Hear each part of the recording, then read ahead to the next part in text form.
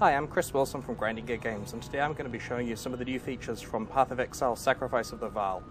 So basically, Sacrifice of the Vaal is our first 4-monthly mini expansion that we're releasing for Path of Exile. We released the game back in October and it's done extremely well, and we pledged to release new content updates that are quite large every 4 months. Sacrifice of the Vaal is the first one. The essential plot is that the Queen Atzeri of the Vaal, who has been long dormant for thousands of years, has returned and is wreaking havoc on Ryklast. We've tried to weave the content of Sacrifice of the Vaal throughout the game, so players will notice it even from very early levels. For example, what we have here is a corrupted Vaal side area, as you can see from the heart glowing outside it and the blood streaming through the air. Now, the first thing you'll notice about the side area is that it actually has a mod on it, in this case Armored, and this is very similar to what we have elsewhere in the game with magic items, for example the Stalwart Full Chainmail of the Lost. These mods affect the item, and in the same way, this area here is affected by the Armored mod. So here I am inside the side area itself, and as you can see it has 30% increased monster physical resistance, which is the Armored mod. Now this means that when you find one of these side areas, if you're mostly dependent on physical damage, like this character here, I'm playing a duelist, this character here uses physical damage, so it's going to mean the area is slightly more challenging for this character. Now, because these side areas only come up every hour or so, it could be a good idea to invite your friends to play it with you, especially if they're able to deal with that type of damage better. So the character I'm playing is relatively overpowered, because it's a demo character, so he should make short work of most of the simple monsters here. However, one of the key things with these side areas is that we've introduced unique bosses for them, and in order to get enough bosses to fill all of the different side areas, we had to design 60 new bosses for Path of Exile, which are included in this expansion. So as the player plays through this area of Vaal influence, they'll eventually come across one of these bosses. So you can see this one here. It's throwing the spectral throw weapons at me and triggering storm calls all over the ground.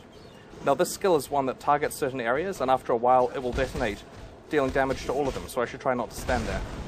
Not quite sure when it's going to go off. There we go. Okay, so it's important to stay out of the way of that.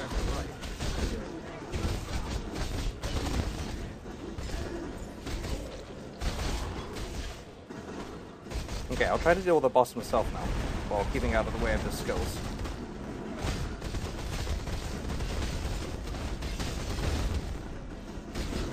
Yeah, this is the point that I'm very thankful my character is powerful, because otherwise I'm sure I'd be dead.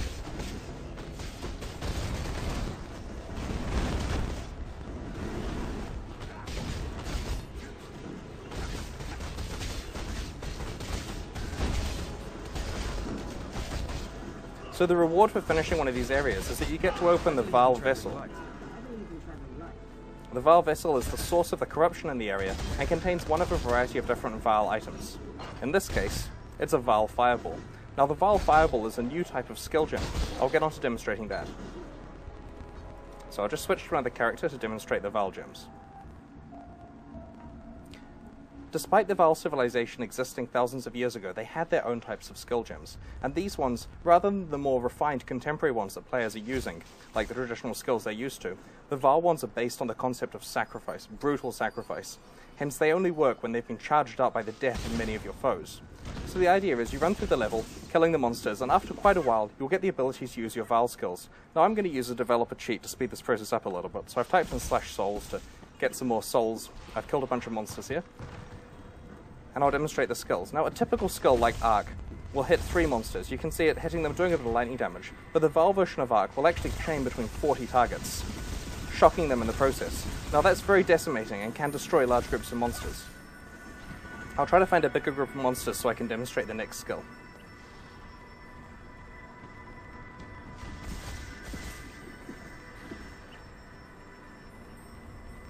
So a traditional Frost Nova in Path of Exile, Ice Nova, looks like that. However, the Vaal Ice Nova will chain multiple times between the enemies, which clear them all out apart from the boss. It's also a good opportunity for me to show the Vaal version of Detonate Dead, which chains between corpses from one to another. Now, not every Vaal skill chains. These ones that I'm demonstrating here do. We've tried to come up with unique and interesting things for them to do. For example, the normal version of Spark looks like this, and our current experimental version of Vaal Spark, which may change, looks like this. Now that one's pretty overpowered, so we're still working on the balance of it. It may differ by the time we release the game next week. So the next area that I'd like to touch on is the item system. Now, it's very difficult when expanding action RPGs like this to actually improve items in a way that doesn't hurt people who have existing items in the game. For example, if we just slapped 5 levels on the end of the game and released some new items, this would be a real blow to people who would have spent hundreds of hours leveling up their existing characters and getting items that are perfect for their build.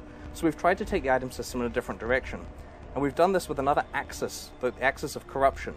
And this comes from the Vaal orb. Essentially, the Vaal orb allows you to corrupt an item, modifying it unpredictably.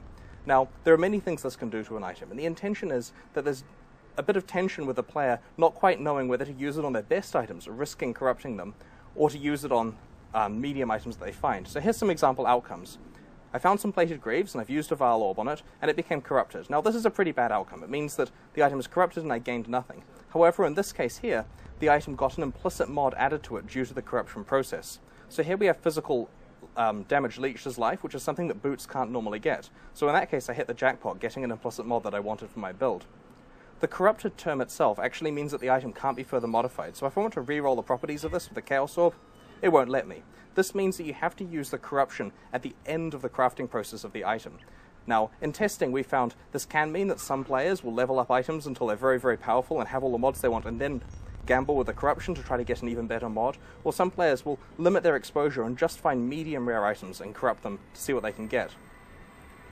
Another example of something that you can get with corruption is a white socket here. Now, we haven't allowed players to get white sockets on demand before. They're very powerful because they allow a variety of different skill gems to be placed in them. They're color agnostic, essentially. Corruption also works on skill gems. Now, here's a few different outcomes. This fireball, which was level 20, has become corrupted, gaining no properties, so that's a relatively unsuccessful roll there. This one here has increased the level beyond the maximum, so it's at 21 rather than 20. This one here has increased the quality above 20, which is another axis. Now, of course, because you can only corrupt something once, you don't know whether you're going to get higher quality or higher level. Finally, it's possible to make Vaal skill gems themselves using the Vaal orb. We're very pleased with the corruption mechanic because we've managed to seep it into a few other game systems as well. For example, how does corruption affect endgame maps? What about corrupting something like this chest that's over here? There are many questions that we're hoping players will answer as they get a chance to actually try it out. Now, this leads to the next topic, which is the strange golden chest, which is nearby. So, every 4 months in Path of Exile, we introduce these new challenge leagues. Now, challenge leagues are essentially a new place for players to play, which is separate from the rest of the game. Now, when we introduce these, all of people's existing characters are still available. They can still play them in the standard leagues, but the challenge leagues are a fresh start if they choose to adopt them. Now, we try to introduce some new gameplay mechanics in each of the challenge leagues to keep them interesting and also as a way of testing those mechanics. And one of the ones here are these strongboxes. Now, these are homed to the Ambush League, as it's called, which is the non-hardcore league that we're introducing. And the idea behind the Ambush League is when you open a strongbox, you get ambushed by monsters. Now, this is interesting, of course, because you have to weigh the risk and reward of whether or not it's worth fighting 10 random monsters for the items. But you'll notice that this particular one looks like a rare item, like one of these, for example. And it says unidentified, so I wonder if I can ID it.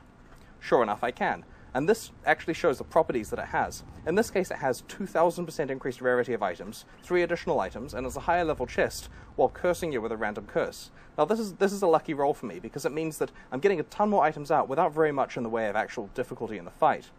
You can re-roll these with currency, like anything else in the game. So here I have re-rolled it. Now, you notice here, this revives nearby monsters, it casts a random curse on you, and it casts Firestorm. So I don't particularly want to fight that one, because the reviving monsters is very dangerous, so I re-roll it again. In this case, it's going to identify the items and drop mirrored items when I open it, but it's also guarded by an additional 8 magic monsters. I'll give that one a shot. So I tag it, and I'm going to run out of the way. Now, you notice the Firestorm immediately causes problems for me, losing a lot of life.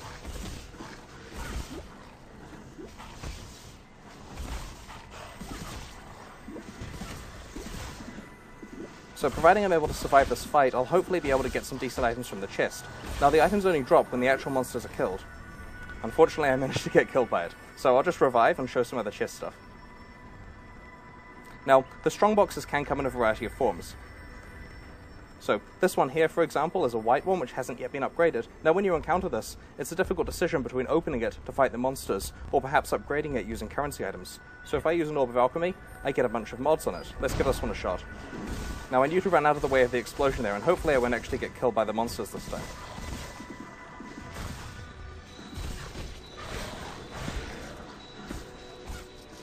So, when the monsters were killed, the chest dropped a bunch of items. So this is what we're putting in the Ambush League, and it's a lot of fun, because you can use your currency on the chest. There's a lot of combinations that haven't been possible before. The Invasion League, which is the hardcore challenge league that we're adding, also has some interesting mechanics. Basically, we've guested in random monsters from elsewhere in the game into areas, which are the invading monsters, but we've also dipped into the pool of the 60 new unique bosses that we added, and so there are new boss encounters in each area. Because they can come from anywhere in the game, you never know what you're going to fight, and they're brutal. They'll just jump on you with a lot of dangerous skills, and so it really makes the league a lot more dangerous, and that's exactly what we're going for in these hardcore leagues. So the next gigantic amount of content in this update is actually stuff that we've put towards the end game. Now, we're not spoiling the endgame content in this teaser here. We'd like players to play through it themselves to work out how that fight works, but it's essentially a large finale encounter with Queen Atziri herself.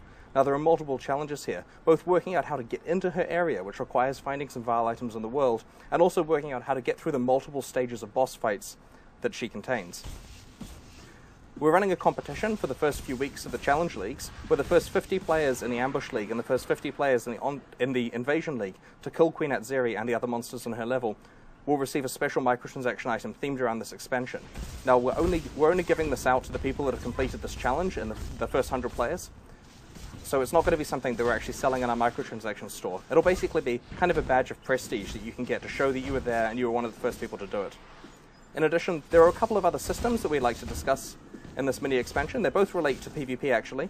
The first one is that we're introducing Cutthroat mode as a long-term feature of the game. We're going to be trying different Cutthroat league durations and iterating with player feedback to try to make the mode as good as we can do within this patch.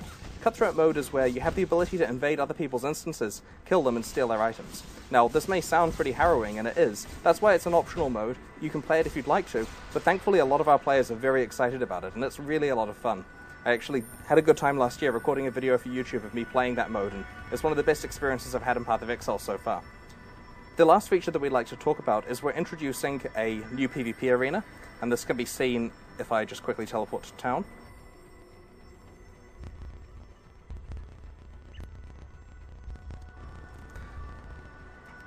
So, in town, at the top of these stairs, we're introducing the San Arena. Now, this is a PvP arena which is completely free-for-all. You can enter this and play against dozens of other players. There's no rules, there's no rewards, it's just a free-for-all, which is great if you have a few minutes spare for arbitrary combat. Most of our existing PvP is structured, so you have to do matchmaking or find a team to play Capture the Flag, but this is something that's for players who just want to slaughter a lot of other players. So those are the features we'd like to talk about in Path of Exile Sacrifice of the Vaal. It's coming out on March 5th, which is next week. And you can find out more information on pathofexile.com, and it's available on both pathofexile.com and also on Steam.